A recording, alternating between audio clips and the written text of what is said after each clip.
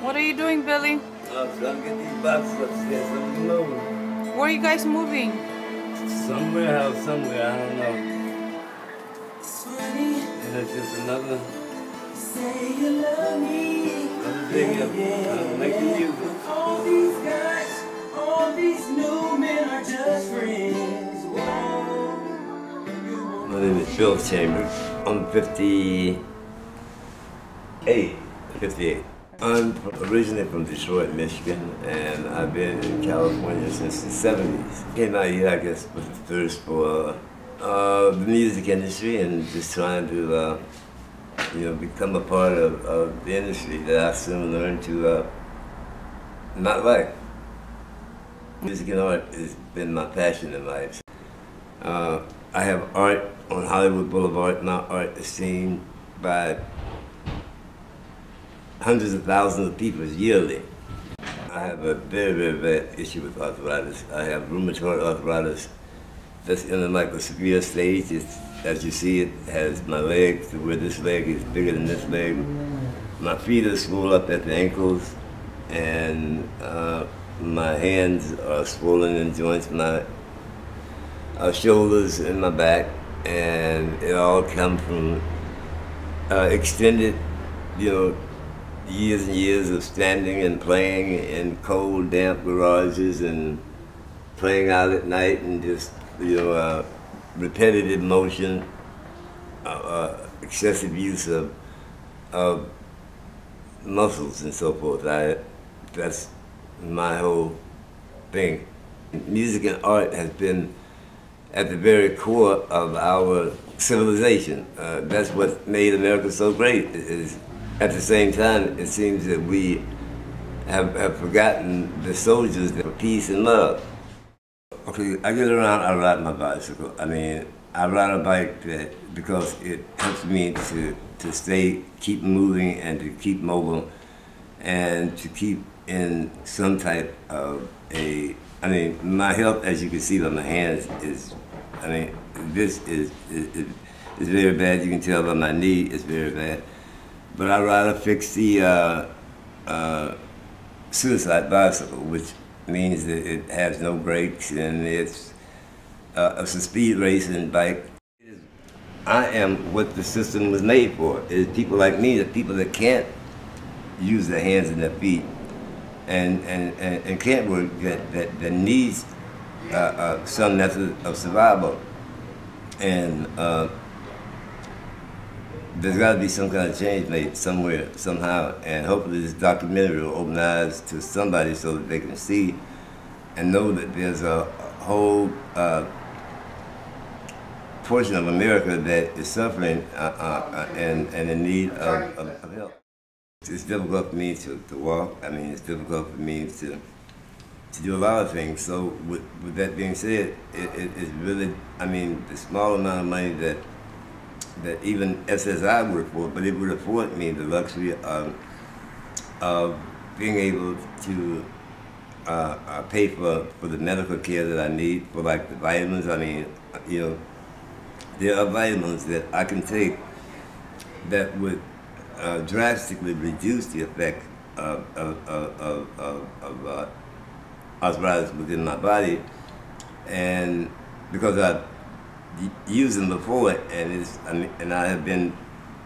It's a miraculous change that vitamins alone can do, not using any kind of chemicals other than natural vitamins. If you can't afford them, what difference does it make?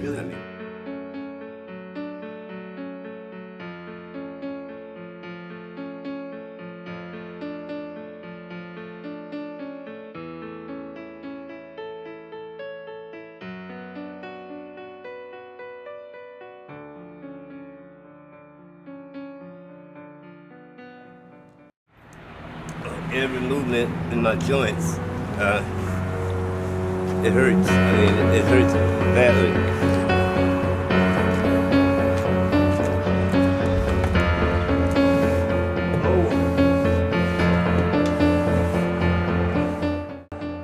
Today, music has changed, so it's a whole different field. And today, the music is made digitally through the computer and so forth. So just as that change has been made, so there's been a change made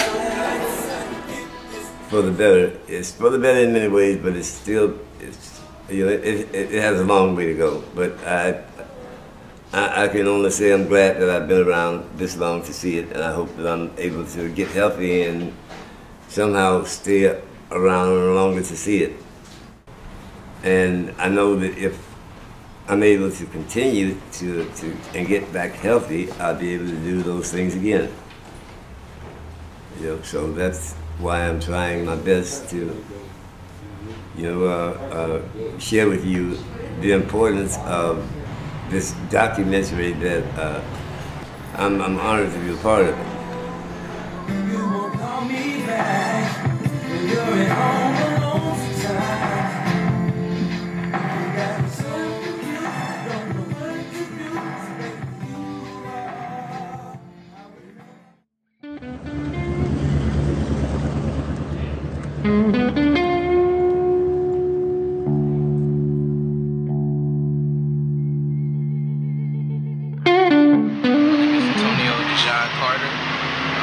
I'm out here in California, Hollywood.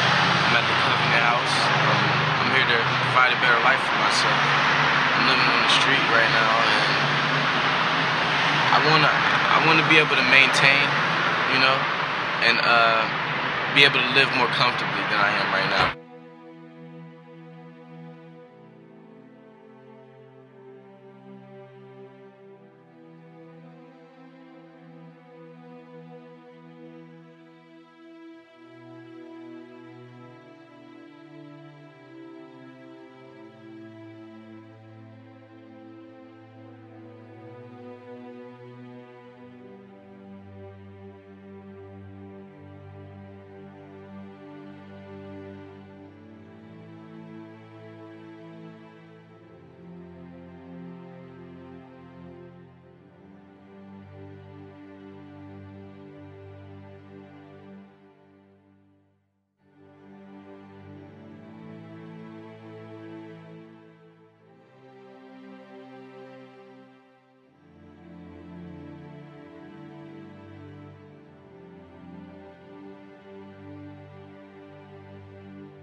Because I'm living on the streets, and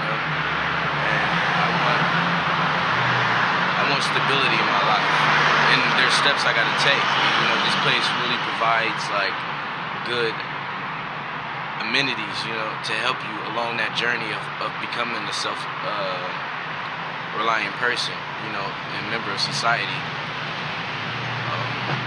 I came out here, no friends, no family, from Cleveland, Ohio, trying to start up and get out on my feet, really for the first time on my own. It was scary at first, but finding a program like this that actually helps you, get you into housing, helps you find a job and get you on a regular set schedule, it helps you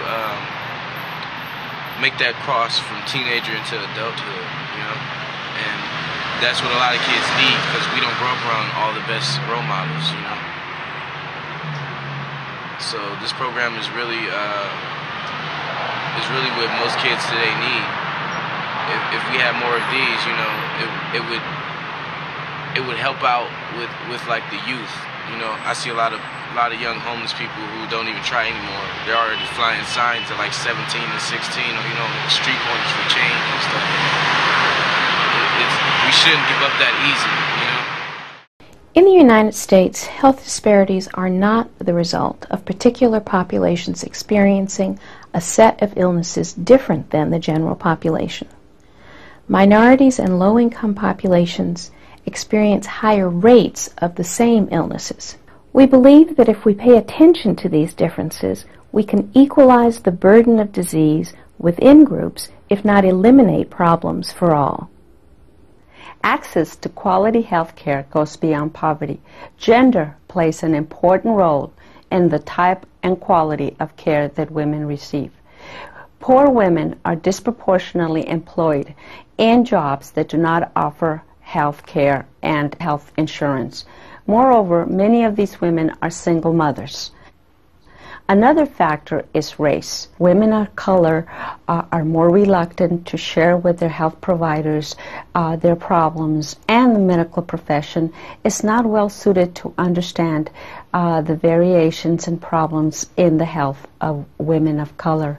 In addition to that, you have the issue of immigration status. Many undocumented women are extremely reluctant to approach any public agency for fear of deportation. And as we know, housing is a very important factor in the quality of life.